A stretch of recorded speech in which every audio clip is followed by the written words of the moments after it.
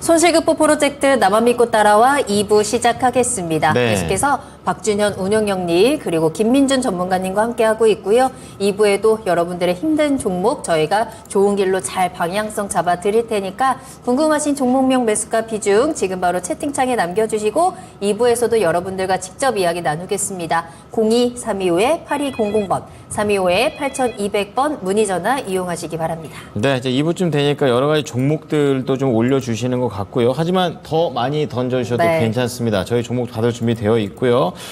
커피나 물 다 드셨으면 얼른 오셔가지고 오세요, 2부 시작하도록 오세요. 하겠습니다. 네. 자, 우선은 1부 때 예고를 좀 해드렸습니다. 오늘 실적 관련해가지고 서프라이즈 터지면서 같이 휙 날아가 버린 LG전자와 관련해서 좀 말씀을 드려보도록 하겠는데요. 근데 매수가가 좀 높으세요. 14만 4천 원에 네. 비중도 40%나 되십니다.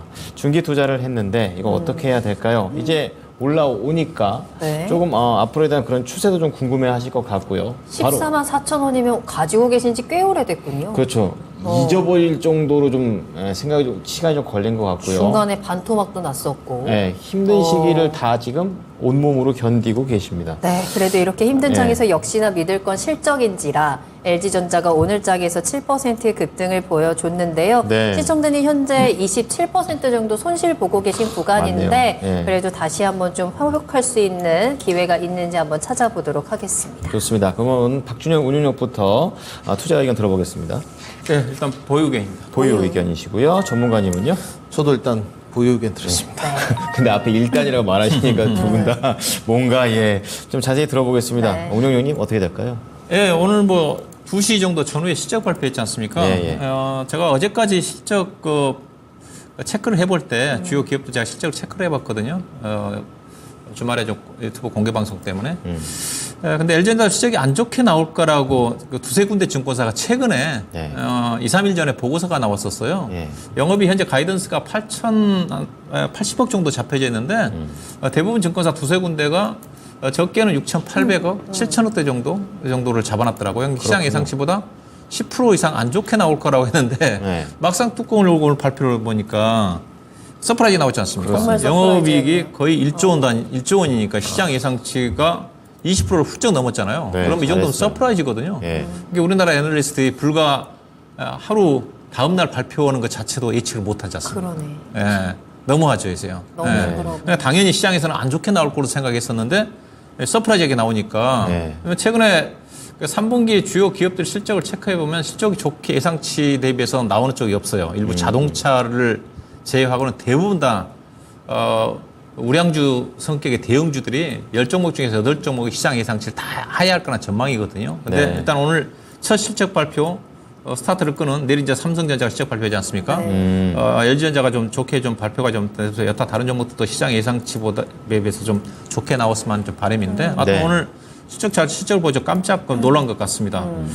영업이익 본래 이제 LG전자가 이제 3분기 때 약간 성수기 성격도 있고요. 실적이 이제 안 좋게 나올 거 예상했던 것 자체가 LG 디스플레이가 여전히 안 좋고 그다음에 LG노텍이 시장 예상치보다 상당히 안 좋게 나올 거 전망이거든요. LG노텍도 지금 시장의 가이던스가 아마 영업이익 단위가 2,100억 정도 좀 되는데 1,400억 정도 지금 나올 거란 전망인데 연결로 다 반영이 됐거든요. LG전자가. 그럼에도 불구하고 좋게 나왔다는 것 자체는 또 의외로 안 좋게 나올 거 예상했던 LG노텍 같은 경우도 예상치를 상회하게 나올 잘 가능성이 나왔다는 있다는 거죠. 그래서 네, 오늘 그렇죠. LG 이노텍 같은 경우도 오늘 함께 상승의 흐름이 좀 전개됐다고 봐야 될 것 같은데요. 일단은 LG전자는 좀 지나치게 낮죠. 그러니까 과거에 이제 주가라는 것 자체가 한번 트렌드가 정해져 버리면 그게 고차가 되는 경우가 많은데 왜냐면 LG전자가 영업이익 단위로 거의 이제 연간 단위로 3조, 4조 정도 이익이 나지 않습니까? 다만 이제 LG 디스플레이가 지분법으로 좀 반영이 되다 보니까 적자가 나다 보니까 단기 수익 자체는 못 미치거든요. 예컨대 영업이 4조 원 정도 나면 정상적으로 본다 한다면 3조 2천억 정도가 단기 수익이 나야 되는 건데 법인세 빼고 나면 근데 예산은 단기 수익 2조 원밖에 안 나오니까 그만큼 주주 가치는 증가세 자체가 빠르게 가지는 않아요. 그렇다 한다 하더라도 2025년도에 지금 PER 단위로 해서 6배거든요. 지금 삼성전자가 삼성전자 개인 투자가들이 상당히 선호하고 있는 쪽인데 삼성전자가 2025년도 PER 14배입니다. LG전자가 16배고 그다음에 삼성전자 같은 경우는 반도체에 따라 가지고 상당히 업종에 대한 실적 변동성이 크지만 LG전자는 가전 부분 자체가 상당히 그래도 탄탄해요. 안정적입니다. 그렇죠. 그게 뭐다 하면 LG전자가 어떻게 보면 삼성전자보다 프리미엄을 받아야 되는 게 맞는 거거든요. 시장에서는. 근데 워낙 시장 자체가 LG전자가 고차가 돼 있어가지고 네. 시장에서 평가를 못 받고 있는 것 같습니다. 결국은 이번 3분기 실적이 좋게 나왔기 때문에 좀 평가를 좀 받을 수 있지 않겠는가 생각이 좀 되고요. 그래서 다만 LG전자가 앞서 이제 그런 속성을 감안하면 기업 내용으로 봐서는 충분히 이 종목은 14만 원 정도 가야 되는데 그런 제가 일단 제가 보유했던 자체가 상승 자체가 현재로 봐서는 큰 것 같지는 않다는 겁니다. 그래서 12만 5천 원을 잡아드렸던 건데 지난번에 그 6월 달인가요? 5월 말에 LG전자가 주가 급등이 나온 적가 있었어요. 12만 5천 원. 그 뒤로 난 다음에 한 달 동안 12만 5천 원대 행보하다가 다시 꺾여버렸거든요. 그러면 이 종목은 12만 5천 원대에서 또 가더라도 실제 아무리 좋게 나왔다 한다더라도 12만 5천 원을 돌파하기 힘듭니다. 그렇군요. 예. 또 삼성전자가 제가 상대적으로 실제가 안 좋지만은 삼성전자 쪽 가야지 또 LG전자 갈 수가 있는 거니까 삼성전자가 지금 7만 원을 회복 못했는데 LG전자가 독자적으로 실적이 좋다고 가기가 쉽지는 않거든요. 그래서 종목은 일단 실적이 탄탄하게 나왔으니까 예상 실적 자체는 뭐 이제 전장 사업 부분이 수주장과 지금 100조 원이 넘었거든요. 그래서 아마 실적 자체가 가전 부분의 안정적 시기에다가 전장 사업 부분이 성장성을 좀 주도할 거기 때문에 충분히 주가는 우상향하지 않겠는가. 목표 주가는 손절없이 12만 5천 원 정도를 보시면 될 것 같습니다. 네. 자, 우리 운용혁께서는 실적 자체는 긍정적이지만 이게 상단을 뚫어내는 혼자만의 힘으로 가는 건 아니다. 이렇게 또 얘기를 좀 해주셨습니다. 자, 이어서 전문가님께서도 일단 보유 이렇게 좀 말씀해 주셨는데 세부적으로 좀 들어볼게요. 저는 뭐 솔직히 저도 좀 놀랬고요. 네. 그래서 좀 내일 기대감이 사실 있습니다. 삼성전자에 대해서는 좀 있는 편이고 오늘 주가가 사실 시장 대비 굉장히 많이 올랐습니다. 7% 가까이 올랐기 때문에 내용을 좀 보게 되면 뭐 일단 기업 간 거래 B2B 물량이 상당히 선방을 좀 했고 그다음에 요새 경기 침체니까 이게 고가 프리미엄 TV 이런 거 안 팔릴 것 같은데 그것도 흑자를 썼고요. 그렇죠. 그다음에 제 주관적인 평인데 뭐니 해도 LG전자 계속 후실적이 써가는 이유가 휴대폰 부분 정말 잘 접은 것 같아요. 네, 정말 이제 LG전자 그룹 관계자들은 좀 죄송한 말씀이지만, 네, 맞아요. 이 항상 그 까먹었던 적자 부분이 없어졌어요. 네, 그거 뭐 자동으로 이거 맨날 7년 넘게 적자를 찍었던 부분이기 때문에 이런 부분도 크고, 그 다음에 우리가 그 LG전자를 이야기할 때 뭐 TV 가전 부분은 워낙 이제 뭐 가전은 LG다 뭐 이런 말도 있지 않습니까? 백색 가전은 LG다. 네, 광고에 이제 코멘트일 뿐인데 저의 뭐 주관적인 평은 아닙니다. 예, 그죠. 예. 근데 이 전장에 대한 모멘텀이 확실히 수주로 조금 힘을 좀 받는 것 같아요. 어느 정도 길을 좀 모아간다 이런 표현이 좀 맞을 것 같고요. 이제 마그넷 트레인 이런 부분들이 올해도 이 전장 부분들이 계속 흑자 규모가 커지고 내년 들어서 더 커지고 계속 앞서 나간다면 주가는 저는 제가 봤을 때 뭐 15만 원, 16만 원도 갈 수 있다고 보여져요. 근데 일단은 이렇게 말씀드린 게 올해는 모든 대형 그 종목들이 시가총액 좀 상위 종목들이 상단이 막히는 경우입니다. 네. 그리고 이제 올해 지금 연말까지 뭐 10월 빼면 2달밖에 안 남았거든요. 네. 여기서 폭발적으로 13만 원 안착해가지고 주가를 끌어올리기는 좀 어려워 보이고요. 또 연말 배당 위주로 또 오늘 보게 되면 국민연금이 지금 주식 비중을 좀 줄였거든요. 네. 대표적으로 아까 한솔케미칼도 줄였고요. 자동차 파트 몇몇 종목들도 주식 비중을 줄였어요. 그랬군요. 배당 위주로 결국 돌아서겠다는 거지 않습니까? 그래서 올해는 상당히 막힐 공산이 있는데 지금 우리 시청자님 단가는 14만 4천 원이면 한참 오래되셨단 말이에요. 이건 딱 그 19만 원 그때 갈 때 눌림목대 잡았다가 그냥 아유 뭐 대형주니까 끌고 가자 약간 이런 부분 뭐 앞으로 전장 이번 부분도 괜찮아지고 뭐 휴대폰 사업도 접었다더라. 이렇게 보유하신 것 같은데 저는 솔직히 더 장기 투자를 좀 권장드리고 싶어요. LG전자는 지금 이 경기 침체 국면에서 좀 벗어났을 때 앞으로 나쁠 이유가 별로 없습니다. 주가 밸류도 그렇게 높지 않고 TV 가전 부분이라든지 전장 부분이라든지 충분히 경기가 좀 호조로 돌아섰을 때 또 유동성 효과가 나왔을 때 더 갈 수 있는 부분이에요. 근데 올해는 12만 원 정도로 그냥 보시면 되고 그래서 저는 향후에 LG전자 그 월봉 차트를 좀 보시면 지금 19만 원 찍었지 않습니까? 예. 여기까지 갈 수 있는 향후에 LG전자의 모멘텀이나 실적이 계속 확보가 될 것이냐로 평가를 좀 해보면 전 된다고 보여져요. 전장 부분을 저는 좀 놓게 보는 부분입니다. 이렇게 경기 침체 국면에서 TV 가전은 계속 실적이 잘 나오니까. 맞아요. 그래서 좀 장기 보유를 추천드리고 단지 뭐 제가 봤을 때 그 반등 목표가는 저도 올해는 12만 원을 좀 넘어가기 힘들다 이렇게 평하도록 하겠습니다. 네. 자, 오늘 2부의 공통 종목 LG전자가 되겠습니다. 네. 두 분의 의견 둘 다 보유가 나왔는데 좀 자세하게 정리해 드리도록 하겠습니다. 자, LG전자 우선은 박준현 운영께서는 똑같이 다 손절가 없으시고요. 일단 보유 목표가 12만 5천 원. 그 상단 뚫어내는 게 LG전자 혼자만은 좀 안 된다. 삼성전자도 같이 갔으면 좋겠다라는 관점이시고요.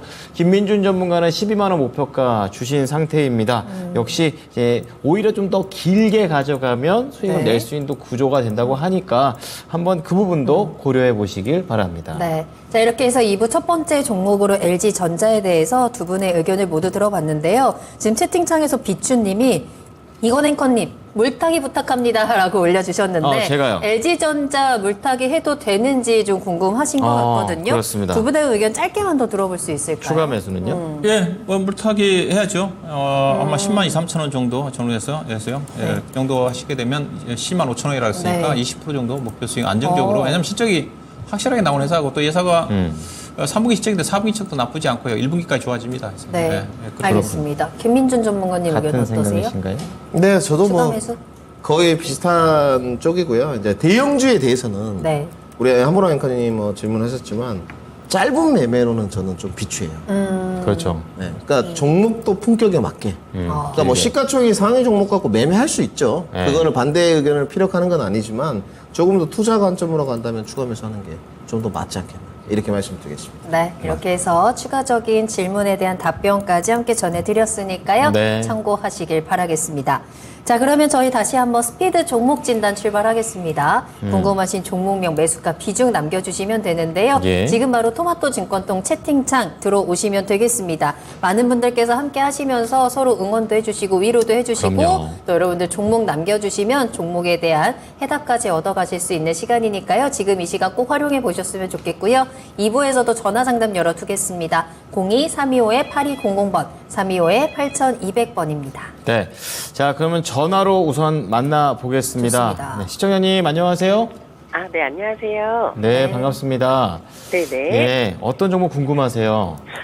3기 2부이고요. 3기 EV. 오늘 좀 올랐네요. 매수가는요? 4,500원에 20%인데, 네네. 제가 지금 물을 타려고 기다렸다가, 예, 예. 네, 하락에 멈춘 다음에 이제 조금 올라가는 거 보고서는 추가 그렇죠. 매수를 하려고 네. 하거든요. 교과서 같은 대답, 맞아요. 그래서 여기서 한 20% 정도 물을 더 타도 될까 해서 단가 좀 낮추고, 네. 12월, 올해 12월 이후 내년까지도 보유할 예정이거든요. 그러시군요. 네네네. 그래서 그럼 추가 매수도 의사가 있으시고 길게도 가져가실 수 있고 네네네. 그러면 최대한 수익을 내고 나오시겠다라는 의지가 아주 강하게 느껴집니다. 네네네. 예, 회사가 그럼 또 있는 종목이라 그러시군요. 여쭤보려고. 네네. 알겠습니다. 전화 잘 주셨고요. 박준현 운용력 연결해 드릴 테니까 자세하게 진단 받으십시오.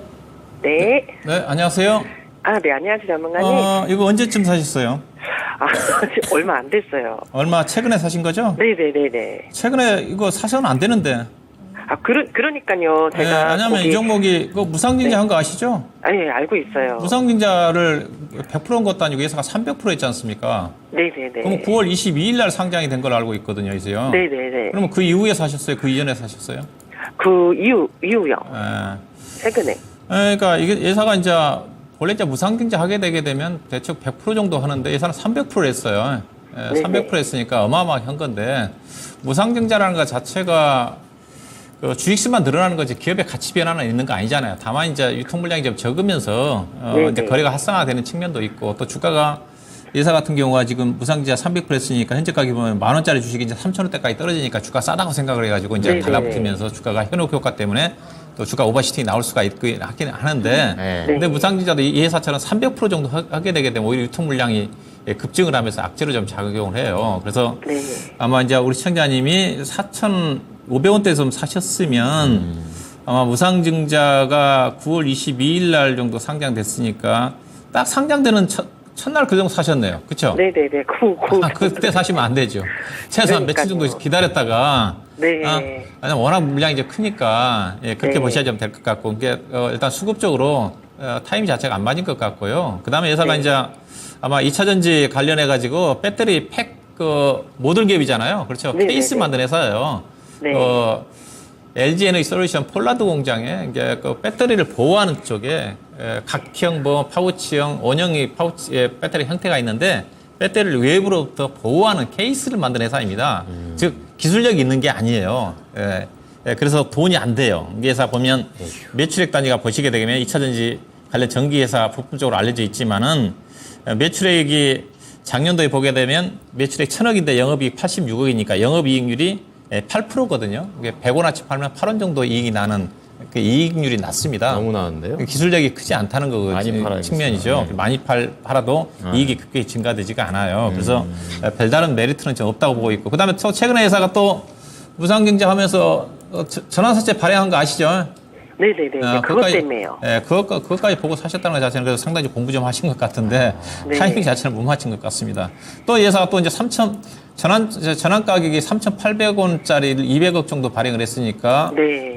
그거는 막 1년 있다 물량이 나오겠지만 꽤 물량이 크거든요. 네. 이런 또 물량들 결국 이 회사가 전환사채를 무상증자 상장 이후에 발행을 했다는 것 자체는 아무래도 자금 조달을 원활하게 하기 위해서 가격을 낮춰서 전환사채를 발행한 게 아닌가 그것도 의심도 해볼 수가 있을 것 같은데 일단은 지금 워낙 많이 빠졌으니까 낙폭과대 반등은 좀 나오겠죠 회사가요. 적자나는 회사는 아니니까. 근데 우리 시장에 매수한 가격대 4,500원대 이상을 크게 벗어날 것 같지는 않아요. 왜냐하면 이 종목이 무상증자 이슈 때문에 주가가 급등을 했지 않습니까? 그렇죠? 네. 그럼 통상적으로 무상증자 물량 자체도 워낙 증가 좀 됐기 때문에 이 가격을 돌파하기가 쉽지 않습니다. 그래서 현실적으로 본다 한다면 우리 시장에 매수한 가격대 잘하면 4,200원 내지는 4,500원 정도 이 가격대거든요. 그래서요. 왜냐하면 이 가격대 자체가 그 위에 자체가 여기서부터는 이제 무상증자 물량이 처음에 좀 나오면서 대규모 거래됐던 가격대가 이 가격이거든요. 4,500원에서 4,800원 사이거든요. 그래서 그보다도 조금 낮은 수준인 4,500원대 정도를 일단은 반등 목표로 좀 보시면 되는 거니까 비중이 20%니까 아까 추가 매수를 노려본다고 그랬죠. 근데 저점을 깨버렸잖아요. 그렇죠. 무상증자보다 깨버려가지고. 그렇지만은 회사 자체는 그래도 이익 단위가 따라주는 회사고 그다음에 앞으로도 실적 자체는 증가될 것 같으니까 다만 목표 주가를 너무 높게 보지 마셔라. 그래서 추가 매수는 충분히 현재 최근에 3,000원대가 저점이니까 3,200원대 정도 아래권에서 한 10% 정도 좀 사시면 아마 매수 단가가 아마 4,000원 정도까지 좀 떨어지겠네요. 그렇죠? 그러면 약간의 또 수익도 내고 나올 수 있지 않겠는가. 목표 주가는 4,500원대를 보시면 될 것 같습니다. 중장기로 끌고 갈 종목은 아닌가 봐요.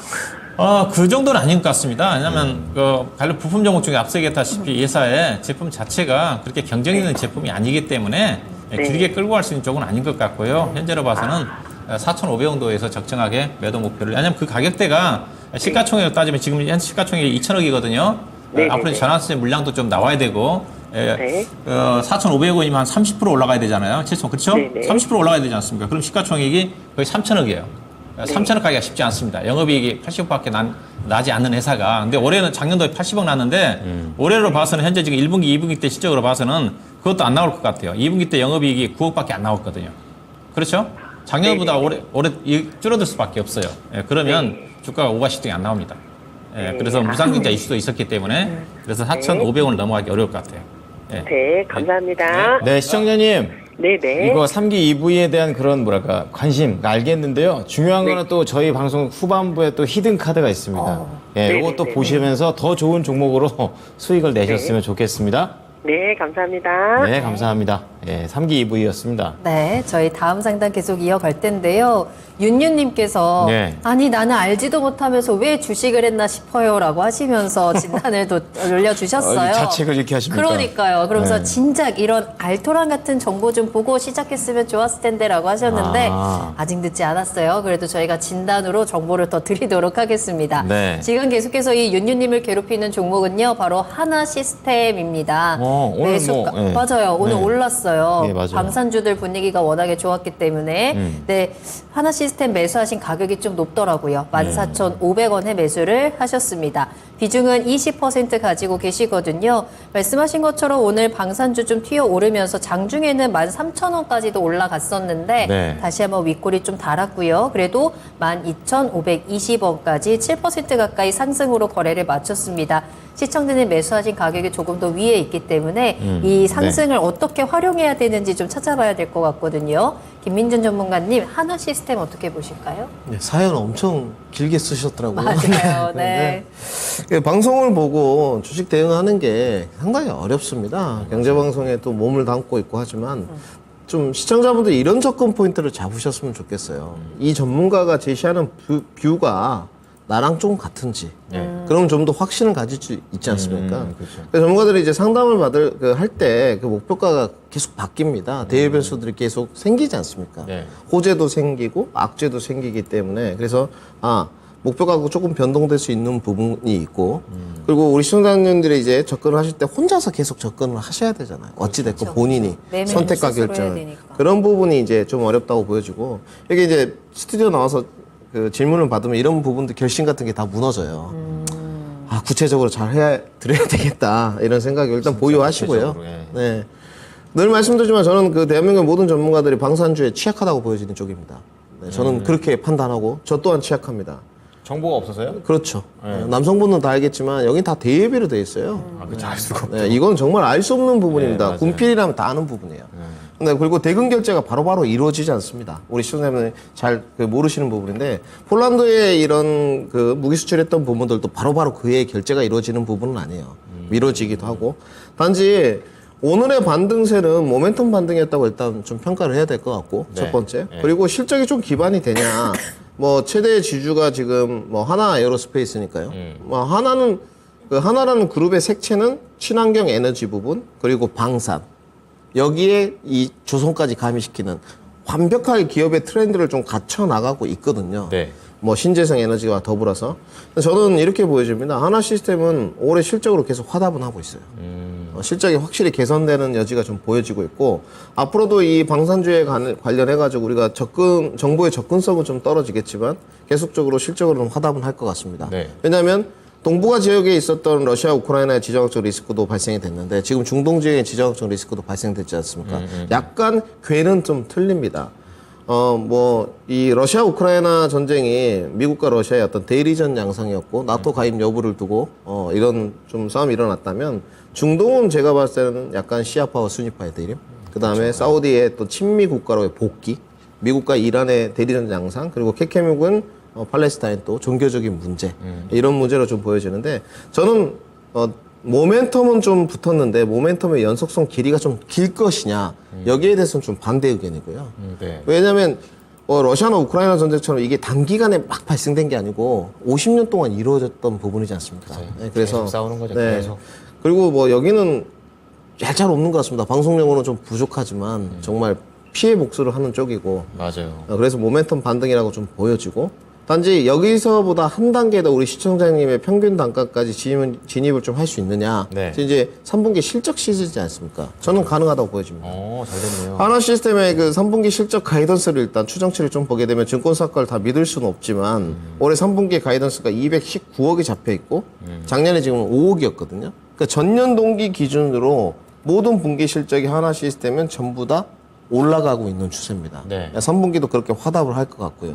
그러면 일단 실적 시즌에는 과대 낙폭에 따른 실적 반등도 이루어질 것이고 네. 그래서 주가 반등 그리고 지금 모멘텀 반등도 나와 있는 쪽이기 때문에 모멘텀의 연속성 길이가 길 것 같지는 않다고 말씀을 드렸지만 적어도 내일 끝날 것 같진 않아요. 아침에 제가 어제 전일 확인했던 사망자 숫자가 뭐 1,500, 부상자 1,500명이었거든요. 엄청나더라고요. 오전에 2,000명이었는데 오후 들어서 확인하니까 2,600명으로 바뀌었어요. 엄청 많네요. 물론 전쟁에 좀 아픔이 있지만 이런 부분들이 어쨌든 주식과 연결고리를 지어본다면 방산 관련된 주들은 조금 더 추세 반등을 이어갈 것 같습니다. 그래서 보유하시고요. 과연 이제 수익의 어느 정도 선에서 내가 조금 이거를 이제 컨트롤 해야 될 것이냐 이 부분인 것 같은데 저는 보유에 솔직히 드리고 싶어요. 왜냐면 우리 시청자님 지금 주가가 11,000원까지 빠질 때 그냥 버티셨어요. 왜 버텼는지는 모르겠지만 버티셨어요. 단편적으로 네. 실적을 보고 버텼는지 모르겠지만 지금 선에서는 굳이 양보할 필요는 없는 것 같습니다. 모멘텀 붙어졌고 분기 실적 시즌 들어왔고 저는 기본적으로 15,000원 이상은 갈 수 있는 주식이라고 좀 보여지고요. 조금 보유하셔가지고 제가 방산의 전문가는 아닙니다만은 기술적인 부분까지 다 포함해서 반등 목표 주가 16,000원 제시 들어가고요. 조금 더 힘을 쓴다면 17,000원까지도 도달은 좀 할 수 있지 않겠느냐. 단지 그냥 기간 투자는 좀 하셔라. 이렇게 정리하도록 하겠습니다. 네. 김민준 전문가님께서 저도 방사는 잘 모릅니다라고 하셨는데 커피님이 전문가님 방사네 밝으시네요 라는 댓글을 달아주셨더라고요.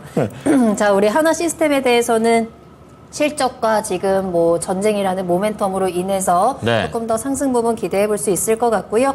보유 의견 주셨습니다. 15,000원 이상으로 목표가 잡아 주셨으니까요. 참고해 보시면 되겠습니다. 자, 이어서 이제 전화 받아보도록 하겠습니다. 자, 시청자님 안녕하세요. 안녕하세요. 예, 연결되셨습니다. 안녕하십니까? 여보세요? 네, 연결되셨습니다. 예. 예.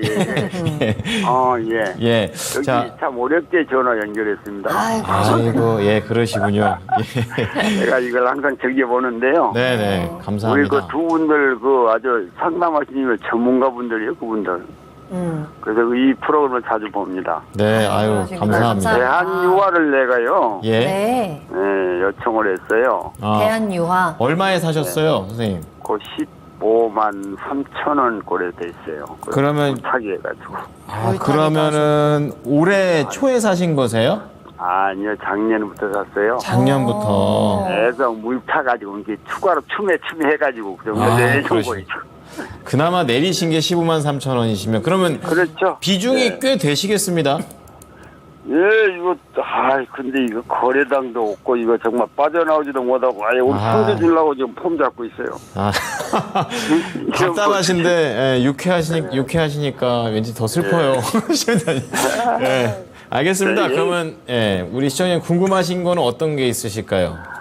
이게 한 내년까지 가도 이게 본전이 올라나 이거 가다 못 가더라고 이 주식. 근데 이 화학에 대해서 환경이 좋지가 않아 보니까 전부 이 많은 사람들도 아주 그 부정적인 이야기가 많이 해서 이 주식을 아무래도 천당국지 놔둘 거예요. 하여튼 한 1년 안에라도 갈 수 있는지 그것 좀 전망 같은 알겠습니다. 것도 보여요. 예, 경기 민감주다 보니까 예, 그러면 네. 박준현 운용력 연결해 드릴 테니까 상담 받아보세요. 예, 감사합니다. 예, 그래도 그 15만 원대면 그렇게 아주 높게 사신 건 아니에요. 그죠? 예. 전에 이거 17만 원 예, 거예요. 근데 좀 답답하시죠? 예, 근데 현재 또 어떻게 본다면 최근에 잘 나갔던 2차 전지라든가 종목들, 로봇주라든가 종목들 급락한 걸 감안하면 그렇죠. 이거 종목 갖고 있으면 오히려 좀 편안하게 할 수가 있습니다. 예, 그렇게 좀 진짜 말씀드리고 바닥 같아서 더 많이는 안 떠질 것 같아요. 에. 그러면 10만 원 이하로는 안 갈 것 같아요. 예, 일단은 대한유화는 대표적인 이제 철광주와 더불어서 소재 쪽이지 않습니까? 산업재는 네. 조선하고 이제 건설인데 제가 이제 얘기를 할 때 산업재 쪽에 건설은 사서는 안 되고 조선은 괜찮고 소재 쪽으로 본다 한다면 철강주를 사냐 화학주를 사냐 화학주는 사지 말아야 되고 사더라도 철강주가 상대적으로 유리하다. 제가 이제 그렇게 얘기를 하고 있는데 지금도 마찬가지입니다. 우리 전에 얘기했다시피 예, 화학업종이 대표적인 경기 민감주 성격이지만은 특히 공급 과잉이 심해요. 물론 철강업종 같은 경우도 공급 과잉이 심했지만은 2010년도 이후에 이제 중국 같은 경우는 철강 노후 설비를 좀 환경 문제 때문에 폐쇄를 하면서 어느 정도 구조 조정이 진행된 상태인데 화학업종 같은 경우는 중국도 증설을 계속을 했고요. 그다음에 중동에 있는 아람코사라든가 미국을 중심으로 해서 엄청나게 투자를 했습니다. 그러다가 경기도 안 좋다 보니까 공급 과잉이에요. 그러다 보니까 대표적인 NCC 계열의 롯데케미칼이라든가 대한유화 같은 경우가 지금 실적이 엄청 안 좋거든요. 롯데케미칼도 최근에 제가 실적을 체크를 해보고 있지만은 아마 영업이 가이던스가 270억인데 아마 거의 적자 수준 나올 것 같아요. 나올 것 같고 대한유화는 이미 적자가 나올 거고요. 그래서 실적으로 접근하기 힘들고요. 오늘 이제 주가가 좀 올라갔다가 밀렸잖아요. 오늘 올라간 이유도 저는 좀 이해가 안 되는 부분 자체가 아무래도 이제 유가가 급등을 하니까 그 영향을 좀 받은 것 같아요. 왜냐하면 유가가 급등을 하게 되면 이 NCC계의 롯데케미칼 대한유화 같은 경우는 실적이 더 안 좋거든요. 왜냐하면 원재료 자체가 납사지 않습니까? 납타를 갖다가 정제를 해가지고 거기서 이제 기초유분을 뽑고 기초유분 예사 에틸렌 플로필린이 나오고 그 다음에 그걸 통해서 예사 주력 제품이 폴리에틸렌, PE하고 폴리플로필린이 주력 제품인데 일반적으로 이제 유가가 올라가면서 제품 가격도 올라가면서 예사 주력 제품 올라가는 게 업황이 좋은 거거든요. 근데 지금은 유가가 올라간 것 자체가 지정학적 리스크 때문에 올라가는 건데 업황이 좋아가지고 경기가 좋아져서 유가가 올라간 거 아니지 않습니까? 그렇게 안 좋아요. 그러니까 오늘 같은 날 주가가 올라가게 되면 절대로 따라서 하면 안 되는 거죠. 실적도 안 좋은데. 그런 영향이었던 게 아닌가. 오히려 유가가 좀 떨어지면서 업황이 안 좋으니까 원재료의 납사가격이 떨어지면서 그래서 기초유분이라든가 이 회사가 관련된 제품의 스프레드 마진이 개선이 되면서 실적 턴어라운드가 진행되는데 여전히 지금 화학업황 자체는 안 좋습니다. 최근까지 체크를 해보면 시적 자체 계속 스프레드 많이 떨어지고 있어가지고 그래서 이번 시적 자체도 3분기 때 상당히 안 좋을 것 같고요. 다만 주가가 이제 이런 것들 때문에 주가 못 가고 있으니까 그다음에 이제 경기 관련 종목들은 이럴 때 주가가 안 좋을 때 어떻게 보면 사야 되거든요. 사야 되는데 근데 이제 오래 기다려야 됩니다. 예, 역발상으로 사야 되는데 근데 실적이 의미 있게 안 좋아지니까 주가가 올라가면 당장 못 가요. 근데 올라갈 때 따라서 하면 안 되는 거고 짧게 본다 한다면 등락 구간입니다. 그래서 이 회사 주당 BPS가 27만 원짜리 주식이니까 PBR로 따지면 지금 0.45배밖에 안 되거든요. 그래서 주가는 쉽게 안 떨어져요, 시장이 아니면. 근데 대신 앞서 실적이 턴 어라운드가 되면서 이익이 증가돼야지 주가가 위로 올라가잖아요. 그렇죠? 근데 지금 앞서 당분간 적자가 계속 날 것 같으니까 주가가 위로 가기는 힘들어요. 그럼 위로 올라갈 땐 따라 사시면 안 됩니다. 주가가 떨어지더라도 싸게 사가지고 오늘처럼 주가가 급등이 나온다든가 그러면 절대 따라 사서는 안 되는 거고 단기적으로 매매하시는 분들은 좀 팔고라도 다시 되산다든가 그런 매매를 해야 될 것 같고요. 일단은 우리 시장님이 그 얘기하시는 거 봐서는 좀 약간 길게 투자가 가능한 것 같아요. 그래서 결국은 경기 관련 종목이니까 경기 관련 종목이니까 경기가 좋아지는 시점 자체가 저는 개인적으로 내년도 한 3월 달 넘어가야 된다고 보고 있는 쪽이거든요. 그때 가야지 주가가 의미 있게 올라가지 않겠는가. 그래서 현재는 기술적으로는 일단 15만 원 정도가 이 정도 목표 주가가 될 수밖에 없어요. 현재 업황으로 봐서는. 그래서 15만 원 크게 올해 안에는 15만 원 잠깐 찍을 수는 있어도 15만 원 크게 우상향을 할 것 같지는 않아요. 그래서 종목 전략은 현재로 봐서는 13만 원 만약에 떨어진다 하면 12만 5천 원, 6천 원 정도가 저점일 것 같고요.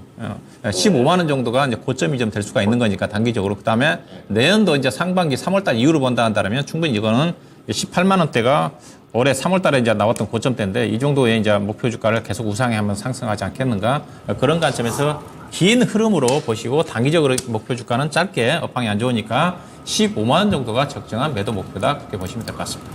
네, 시청자님, 이 종목은 경기가 좋아진다, 막 이런 소식들이 나와야 같이 살아난다고 하니까요. 예. 그래도 가격 전략은 듣고 가셔야죠. 단기 15만 원. 그리고 내년 상반기까지 좀 길게 가져가셨을 때 18만 원 된다고 하니까 잘 참고하셔서 대응해 보시기 바랍니다. 감사합니다. 네, 전화 주셔서 반가웠습니다. 예, 감사합니다. 네, 이 프로그램 계속 보고 있어요. 알겠습니다. 감사합니다. 예, 감사합니다. 예. 네, 이 힘든 시장을 견뎌내시면서 그래도 좀 고수의 향기가 느껴지는 이 힘든 시장도 이렇게 웃으면서 잘 즐기시는 시청자님과 함께 이야기를 나눠봤습니다. 네. 자, 다음 종목도 저희 살펴보겠습니다. 이번에는 케니스님께서 CIS 남겨주셨고요. 13,000원에 매수하셨고 비중 5% 가지고 계시네요. 전략이 궁금합니다 라고 하시면서 추가 매수를 해야 되는 건지 지금 고민을 하고 계시거든요. 높네요. 그러니까요. 네. CIS도 참 계속해서 하락하는 종목 중에 하나 아니겠습니까? 그러게요. 이 종목이 뭐 21,950원까지 2만 원을 뚫고 올라갔던 종목이었는데 지금은 9,710원까지 내려와 있습니다. 시청자님 매수하신 가격에서도 지금 손실이 좀 큰 구간이어서 반등의 시그널을 좀 찾아봐야 될 것 같은데 아직까지는 뚜렷하게 뭔가가 나오지 않거든요. 모멘텀도 보이지 않고 자 CSI였죠. CIS 어떻게 대응을 해야 되는지 저도 좀 궁금합니다. 제가 2차전지 장비는 진짜 상담 잘 안 해드리거든요. 꼭꼭 좀 숨기는 분인데 뭐 이렇게 보시면 될 것 같습니다. 오늘 이제 걸렸어요. 결국 누가 이제 노래객시고 올리신 것 많이 같고 얘기하셨잖아요. 로봇에 채택이 된 것 같은데 올해 2차전지 그 장비에 관한 투자 계획을 굉장히 크게 갖고 있었습니다. 근데 이제 결국은 매매 전략으로 좀 선회를 했어요. 네. 4종목 정도를 매매를 해봤고 이제 뭐 5종목 정도 매매를 하는 쪽입니다. 근데 지금 이제 주가 많이 떨어졌기 때문에 여러 기타 종목들이 추가 매수를 좀 해서 투자 포인트로 좀 바뀌고 있는 제 개인적인 전략인데 저는 CIS도 마찬가지로 이렇게 좀 보여집니다. 이제 전국 공정 그 업체들을 좀 봤을 때 윤석 FNC는 뭐 솔직히 말씀드려서 신규 상장주였고 작년 11월에 상장됐기 때문에 주가 너무 고공행진이 있었고 개인 투자자들 이렇게 달려들기 쉽지 않았고 네. DNT도 제가 봤을 때는 뭐 그렇게 매매 관점 말고는 포인트가 별로 없었어요. 그래서 맨 처음 그 접근 포인트를 잡았던 게 활성화 공동체계 A-Pro였고 그 다음에 M 플러스 나인테크 정도. 나인테크는 좀 맥신의 도움을 받았던 것 같고요. 전국 공정 중에서는 PNT 정도였던 것 같습니다. 근데 최근에 이제 그 전국 공정의 PNT 외에 그 대변되는 종목이 대표적인 게 CIS거든요. 우선 과연 지금 폭발적으로 늘어나는 장비 수주에 관해서 공장 가동률이 어느 정도 되고 이 수주를 커버할 수 있을 것이냐. 네. 여기부터 먼저 좀 투자를 해서 시간 할애해서 상담을 진행해 드린다면 CIS는 공장 완공이 끝났습니다. 아, 이거면 돌리면 되네요. 돌아가고 있습니다. 네, 여기가 대구 달성에 3공장을 지었고요. 네. 부지 확보를 다 해가지고 최근에 그 대구 시장이 지금 홍준표 씨인데요. 네. 상당히 그 대기업들 좀 유치를 많이 하고 있는 쪽입니다. 어떤 식으로 뭐 부지를 제공하는지 모르겠지만 그 상공장이 완료가 됐고 가동이 있고 BNT가 롤트롤 장비라면 여기는 롤 프레스 장비고 코터나 이제 슬리터 정도가 있는데 최근에 M+ 이후에 매출 증가가 가장 높았던 기업이에요. 예. 480%가 죽는데 지금 현재는 어떠냐? 지금 500%가 넘어갔습니다. 최근 9월에도 500억 정도 장비 공급 계약 수주 공시가 나왔어요. 네. 그래서 저는 2차 전지 섹터에 공략을 하실 때 조금 더 내가 퍼포먼스나 속도를 대입하고 싶으면 장비를 하라고 하는 쪽이거든요. 뭐 CIS에 대한 평가도 마찬가지 일환인 것 같습니다. 올해 이제 우리 시청자님이 매매인지 투자인지 제가 알 길이 없기 때문에 네. 뭐 저는 일단 매매 관점으로 말씀을 드리도록 하고요. 네. 우리 시청자님에게는 예. 뭐 시청자님이 투자 포인트를 잡아간다면 우리 시청자님 잘 하셔야 될 것 같고 우선 그 질문에 대한 답변 추가 매수가 가능한 쪽이냐? 네. 당연히 추가 매수를 하셔야죠. 2차 전지를 하면서 추가 매수를 걱정한다. 그러면 안 되죠. 그렇죠. 추가 매수 여러 개 있으니까 추가 매수 당연히 하시면 될 것 같고요.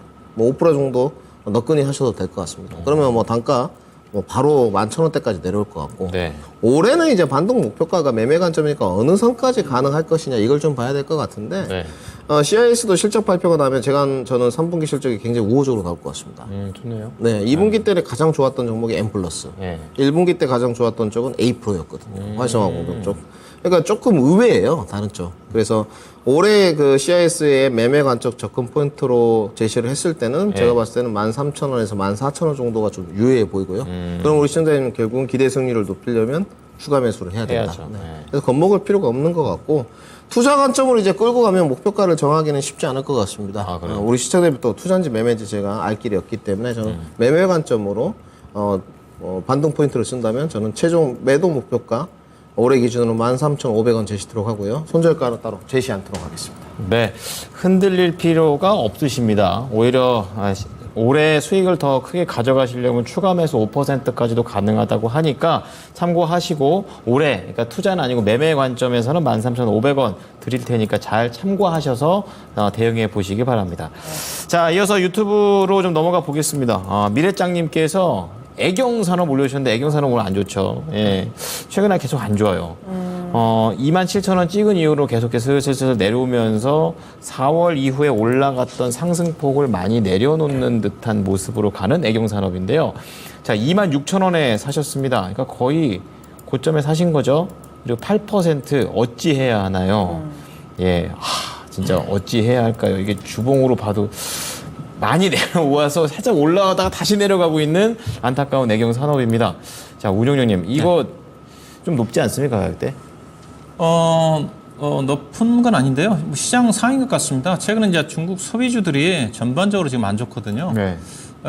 아무래도 명절 연휴 기간 동안에 중국도 대규모 국경절 연휴까지 겹치면서 오랫동안 쉬었고 그래서 중국 연휴 기간 동안에 국내 중국 관광객도 많이 늘어나면서 소비 시장에 대한 기대치가 좀 있었지 않습니까? 네. 근데 명절 전에 좀 움직이기를 기대했던 건데 안 움직이고 오히려 명절 이후에 명절 연휴 기간 동안에 중국 관광객과 관련해 가지고 좋은 소식들이 좀 나왔었으면 괜찮을 것 같은데 별다른 소식도 안 나온 것 같아요. 많이도 좀 오고 막 쓰러 가고 막 이래야 되는데 안 돼요. 그러니까 뭐 중국 관광객들이 명절 연휴 기간에 국내 뭐 북적북적 거렸다 뭐 명동이라든가 제주도에 그런 기사가 나와야 되는 건데 안 나오잖아요. 그렇죠. 예, 그래서 중국 고만했다는 소비 관련 종목들이 뭐 카지노 종목들은 마찬가지로 지금 급락이 좀 나오면서 그런 영향을 받았다고 봐야 될 것 같은데 또 애경산업 같은 경우가 이제 그 주요 매출 구성 자체가 예산은 화장품 쪽에서 매출 비중이 약 36% 되고요. 그 다음에 이제 치약, 칫솔, 그 다음에 뭐 이쪽에 관련 생활용품 쪽에 매출 비중이 나머지가 한 60% 정도 차지합니다. 일반적으로 화장품으로 잘 알려져 있는데 네. 예사의 사업 구조 자체는 LG 생활건강하고 똑같아요. LG 생활건강도 반이 화장품이고 반이 일부 생활용품 쪽이거든요. 저도 애경산업도 치약 쓰거든요. 그렇게 본다면 시장 자체는 상당히 안정적이에요. 그다음에 이제 그 애경산업이 차트를 보시다시피 그 1분기 때 주가가 이제 급등을 했거든요. 1분기 때 18,000원대짜리 주식이 상승을 하면서 올랐던 이 자체가 예사가 1분기 때 실적이 서프라이즈가 나왔습니다. 네. 2분기 때도 서프라이즈가 나왔고요. 2분기 같은 경우도 작년 2분기 때 영업이익이 40억대였는데 160억이 나왔거든요. 4배 증가했어요. 그 실적 자체가 다른 여타, 물론 화장품 다른 여타 종목들도 좋아졌지만 예사만큼 그렇게 서프라이즈하게 좋아지는 회사가 없었었어요. 그렇군요. 예, 근데 주가가 그래서 좀 다른 것들이 많이 올라왔다가 27,000원대까지 올라왔다가 떨어진 이유 자체가 현재 실적 전망치로 따지면 밸류 상태로 본다 한다면 제가 중국 소비주 관련 쪽으로 본다 한다면 주가가 가장 싸요. 앞서 이제 LG 생활건강과 비교해보면 LG 생활건강이 지금 주가가 많이 떨어져 있지만 올해 예상치가 PER 단위로 22배거든요. 네. 근데 예산은 지금 10배입니다. 10배 되는 수준이기 때문에 반 정도 좀 되는 거죠. 그러네요. LG 생활건강이 업종 대표적인 종목이라는 그런 또 프리미엄을 감안한다 하더라도 예사 주가 자체는 LG 생활건강이 PER 22배면 최소한 12배 내지는 13배 정도는 가야 된다고 보고 있거든요. 그래서 주가 자체는 싸다 그렇게 좀 보시면 될 것 같습니다. 시장 상황이 안 좋아서 좀 떨어졌다. 이 종목은 뭐 제가 보기에는 뭐 만약에 그 산다 한다면 가장 그 중국 관련 또 소비 화장품 관련 쪽으로 산다 한다면 애경산업을 가장 그래도 탑픽으로 보고 살만할 정도 밸류 자체가 싼 주식입니다. 그래서 네. 시장 상황이 안 좋아서 떨어졌다고 보시면 될 것 같고요. 약간 뭐 추가적으로 차트로 본다 한다면 직전 저점을 깨버리기 때문에 내려올 수 있겠지만 시적주니까 쉽게 뭐 떨어질 것 같지는 않아요. 왜냐하면 이 회사가 이미 지금 상반기에만 지금 올해 영업이익 전망치 636억이잖아요. 작년도 390억 나왔는데 2년 동안 지금 636억을 예상을 하는데 이미 상반기 때만 작년 1년 실적을 달성을 해놨어요. 그냥 상반기 때 보면 310억이잖아요. 작년도에 390억이니까 거의 한 80% 90% 정도를 작년 1년 실적에 상반기 때 달성을 했기 때문에 그래서 쉽게 3분기 4분기가 실적 예상치에서 약간 나온다 한다 하더라도 밸류로 봐서는 주가가 쉽게 떨어질 것 같지는 않습니다. 일단 보유 전략이고요. 비중이 8%밖에 안 되네요. 이건 뭐 당연히 물타기 하셔야 되겠죠. 이만 높게 사셨는데 그렇죠. 한 10% 정도 추가하면서 하시면 될 것 같고요. 주가가 앞서 이제 회사 주가가 1분기 때 실적이 좋게 나오면서 실적이 본격적으로 주가가 올라갔다고 그랬는데 그 가격대가 보니까 딱 18,000원이네요. 이거지 않습니까? 이게 18,000원이지 않습니까? 여기서 주가 좀 떴으니까. 그러면 주가가 현재 지금 19,000원대 정도 좀 되는 거니까 19,000원대 초반 정도에 18,800원이라 내려온다 한다면 10% 정도 추가 매수를 좀 하시면 될 것 같고요. 현재로 봐서 기업 내용으로 본다 한다면 최소한 24,500원 이상까지는 가야 되는 주식이니까 다만 이제 기술적 지표선으로 본다 한다면 122동평과 612동평까지 만나는 선 자체가 23,000원이거든요. 여기서 아마 저항을 좀 받을 것 같습니다. 충분히 물타기 한다 한다면 23,000원대 정도에서 매도하면서 수익을 좀 낼 수 있는 주식이고 시장이 좋아진다 한다면 대표적인 실적 호전 턴어라운드 종목이니까 충분히 중장기적으로도 고점 돌파도 가능하지 않겠나. 단기적인 목표 주가는 23,000원을 보시면 될 것 같습니다. 네, 자 애경산업과 관련해가지고 가격 전략 말씀을 드렸으니까 잘 참고해 보시기 바랍니다.